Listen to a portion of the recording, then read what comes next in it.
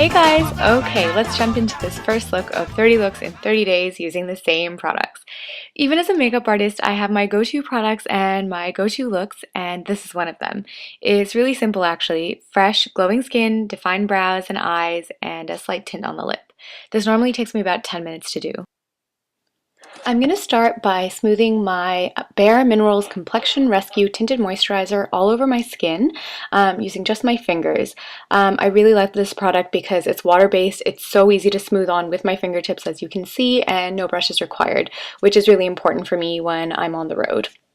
Next, I'm grabbing my Radiant Creamy Concealer from Nars in the shade Ginger and dabbing it on in this sort of triangle shape under the eye, because dark circles, if you kind of go in a crescent moon shape under your under eye circles, kind of like how I'm about to do here, what ends up happening is you just end up drawing a highlight to this area where you're like, hey, I have dark circles right here, and I'm obviously just covering them up here. If you pull it in a more triangular shape underneath, right over the top of your cheeks, kind of like how I'm pulling it down now, that sort of diffuses and camouflages not just the dark circle, but it brightens up the upper part of your cheek so that you have this clean slate to work your blush over, and it also doesn't look as obvious as like, hey, I'm just sort of concealing right here. Now, moving on to brows, they're one of the most important things for me to get right when I'm doing such a minimal and basic makeup look, because I'm sure you've all heard, brows frame your whole face, and they have the ability to make you look really groomed and pulled together when you don't have a whole lot else going on with your makeup.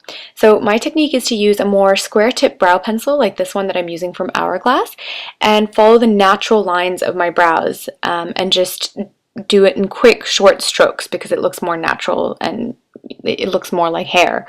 I'll do a more in-depth tutorial on brows alone, but for now I'll just say this. Not everyone's brows are the same shape, and to do yours following a trend or someone else's shape as a guideline isn't the best idea in my humble opinion, because number one, that's really hard to do, and second of all, it doesn't look as natural as working with what you've got. So for example, I have a more pointed and angular brow shape, so I'm just filling in the gaps and not trying to change the shape by making them more round or more straight, as this is just an everyday quick and easy look. If I wasn't on the road and an occasion or a reason to significantly change the shape came up, then I would use a whole bunch of different products to do so, and it would take me time to do so. But when the goal is natural, then I'm just very happy to stick to what I've got, because essentially, as I said, it's the easiest thing and it's the quickest thing. Brushing the product through is important so that when you're up close and personal, people can't see obvious drawn-in strokes. And voila, there you go. You can see by how just by doing one brow, it already looks so much more groomed and pulled together. I'm just going to go in and quickly do the other brow following the same overall principles that I used on the first brow. But if your brows are of a similar shape to mine and you're interested in specifics, I'll be posting a tutorial for that soon, and I'll post that link in the description box when I do.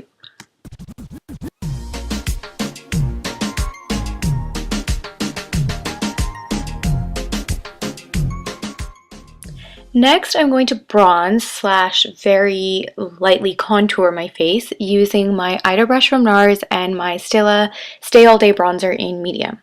I want to bring some warmth back to my skin at this stage because by putting on that tinted moisturizer and concealer before, my skin has largely gone one flat color with hardly any dimension. So I will end up looking like a mannequin if I don't bring some shade and depth to it now, which would be the opposite of natural, and that would be the opposite of what I'm trying to achieve. So as you can see, I concentrate the bronzer to the outer parameters of my face, because if you imagine a spotlight has been put on my whole face and everything has just gotten washed out in one color, bronzing the perimeter and the hollows of my cheeks starts to bring shape back into my face, and that's essentially what contouring is. So I just work this bronzer under my cheekbones, under my jawline, and anywhere a shadow would be naturally occurring, because essentially in theory we've wiped out any naturally occurring shadows with our tinted moisturizer and concealer.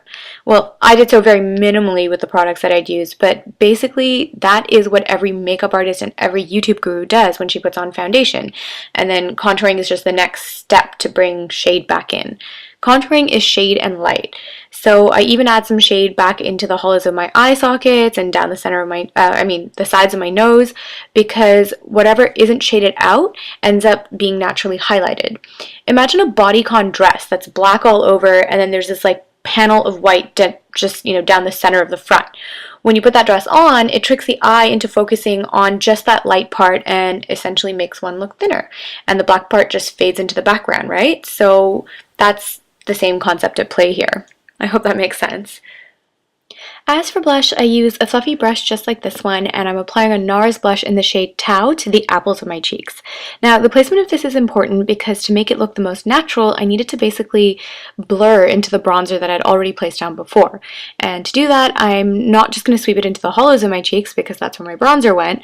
I'm going to place it just above, using the bronzer as a literal guide line and putting the blush just above, or I guess basically to the north of that.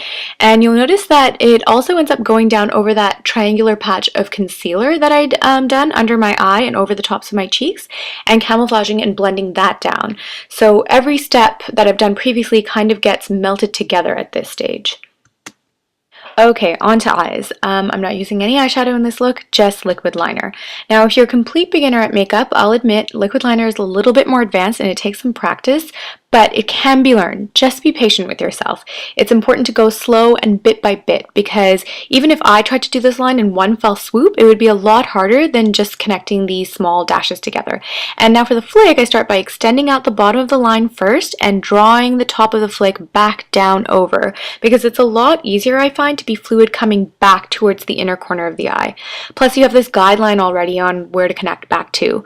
I'll actually do a tutorial breaking down just how to do dramatic liquid liner step by step, so stay tuned to my channel and check out the description box for that update. I should also say, it doesn't require any fancy products to do a liquid liner. I'm literally using a $4 Wet n Wild eyeliner that works just fine. And trust me, I have high-end liners in my kit, chibi brands in my kit, everything in between, and I'm pretty impressed with this one for how opaque it is, and it doesn't budge once it's on. So point being, you don't need expensive things to get you this kind of look. It's just about the right technique, which is what I'm trying to focus on. Okay, so mascara. I am using, this is the Sunday Riley, the Influencer Mascara, and I like to wiggle it on, as you can see, onto my lashes, because that curls them at the same time as lengthening them and coating them really well.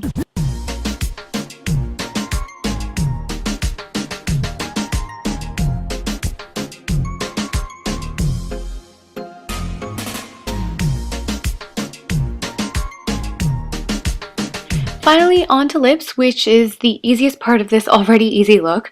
I'm using an embarrassingly old Body Shop black currant stick for eye and lip, which they don't even make anymore. If you want details, look at my previous video where I break down what products I brought here to Cuba. But the point isn't so much the product as it is the technique and the look. I want this to look pretty undone, so I just roughly outline my lip with this, and then, yes, keeping with the theme of not worrying too much about what product I'm using, I am going to grab a Dr. Pepper Lip Smacker Balm to just bring a reddish tint to my lip and blend that liner out. When I'm on the road, I don't like to mess around with high maintenance colors, and a tinted lip balm like this one can be applied, even without a mirror, so this little baby is always in my bag. And there you have it. That's the whole look. My everyday polished and groomed look. I hope you guys enjoyed. If you did, please leave me a comment and don't forget to subscribe and like. I'm off to the Havana markets now, and I hope to see you in my next video. Ciao for now. Bye!